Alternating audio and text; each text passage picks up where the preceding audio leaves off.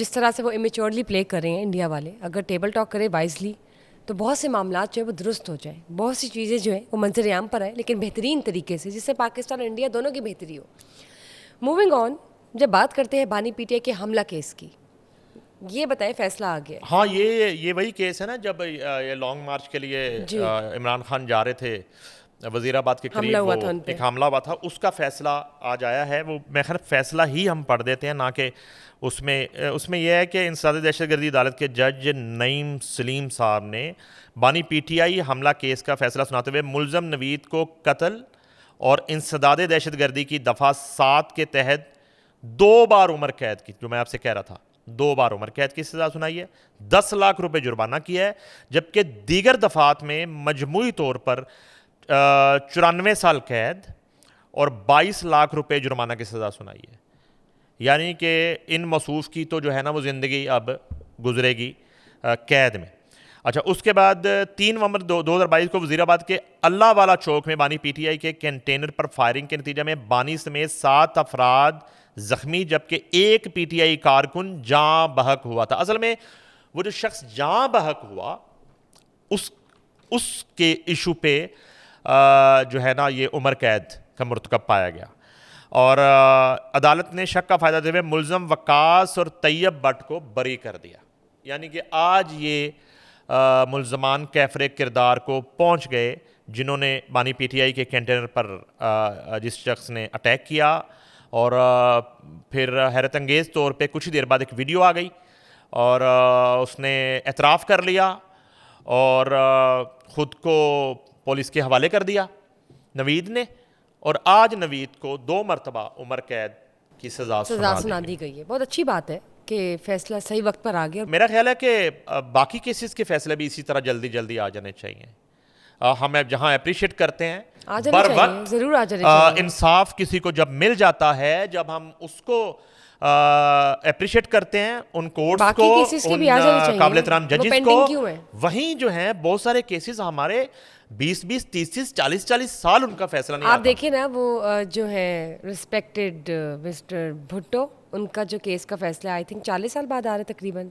जी बिल्कुल 40 बिल्कुल। तो देखिए उसमें कितना फर्क है, तो इसमें कितना फर्क है। बिल्कुल, तो बाकी केसेस पेंडिंग नहीं होने चाहिए। मैं समझता हूँ कि रिफॉर्म्स की जरूरत है, जरूरत रिफॉर्म्स जो है ना, बाकी केसेस के फैसले भी आ जाने चाहिए। वो बड़ा तनकीद का शिकार रहते हैं साबिक चीफ जस्टिस पाकिस्तान साकिब निसार, और मेरी उनसे चूँकि उसके बाद कुछ मुलाकातें भी रहीं, और जहाँ उनके बहुत से फैसलों को बड़ी तनकीद का सामना करना पड़ता है, वहाँ उन्होंने कोशिश की थी रिफॉर्म्स की। मेरी खुद उनसे बात हुई तो वो चाहते थे अदालती रिफॉर्म्स, मगर बदकिस्मती से वो नहीं कर पाए। लेट्स सी सर, हमें तो यही उम्मीद है कि जो केसेस पेंडिंग है उनके जल्दी से फैसले आएँ, अच्छे हो या बुरे हो, आ जाने चाहिए, रैप हो जानी चाहिए ये चीज़ें, ताकि आगे की सोची जाए आगे। अच्छा, मुझे एक बात बेहतर आता है, देखिए अच्छे या बुरे हों, यानी कि फैसले आप चाहते हैं कि फैसले निबड़ जाएं, चाहे वो अच्छे आए, ये उसी तरह की बात है।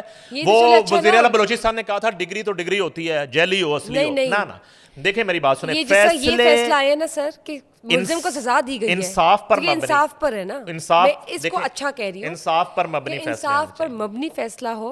अच्छे से मुराद है कि अगर तो डिजर्विंग है तो प्रॉपर तरीके से उसको सजा दी जाए। ये फायरिंग करने वाले शख्स के खिलाफ जो फैसला है, ये तो अच्छा फैसला है, इसको तो हम अप्रिशिएट ही करेंगे, इसको तो हम कभी, हाँ मैं भी इस शख्स की फैमिली के लिए, इस शख्स के लिए ये बुरा फैसला हो, लेकिन बीइंग ए पाकिस्तानी हमारे लिए तो ये बहुत अच्छा फैसला।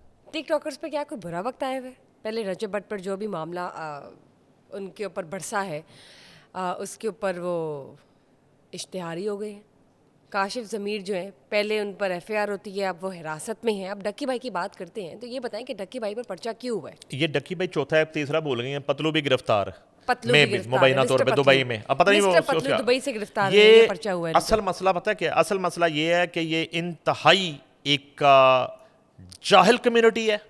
ये जितने आपने नाम लिए हैं, ये इनको मैं इनोसेंट भी कहूँगा, ये इनकी मासूमियत भी है, ये इनकी लैक ऑफ एजुकेशन भी है, और ये इनकी जो है ना एक बहुत कम अरसे में शॉर्टकट के ज़रिए मकबूलियत और बेजा जो है ना वो दौलत का आ जाना भी है।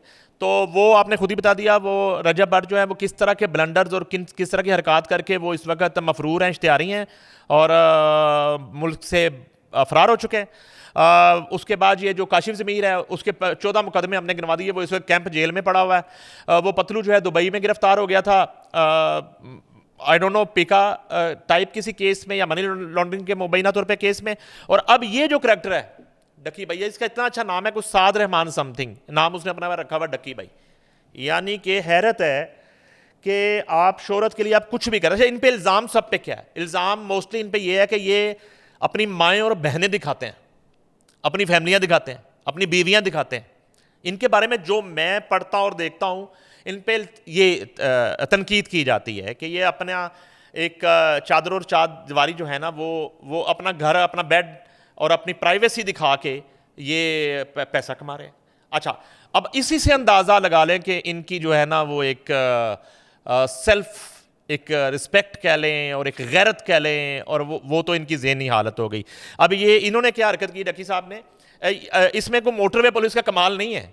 मज़े की बात क्या है, ये मोटरवे पे जा रहे हैं 200 की स्पीड पे, और ये लेटे मर पाँव के साथ ये बंदा गाड़ी चला रहा है। अब इसकी ज़हनी हालत आप देखिए। अच्छा, गाड़ी तो चला लिया आप, उसके बाद खुद ही उस वीडियो को गाड़ी के मीटर के शॉट समेत ये अपलोड कर देता। जब अपलोड करता है तो एक जो मोटरवे एहलकार हैं वो कहीं यूट्यूब देखते देखते वो क्लिप उनकी नज़र से गुजरता है और वो इस पे पर्चा दे देते हैं, और वो जो है ना वो इसको गिरफ्तारी की कोशिश शुरू हो जाती है। तो यानी कि यूट्यूब का सबसे ज़्यादा फ़ायदा जो है 2025 में मोटरवे ने उठाया है।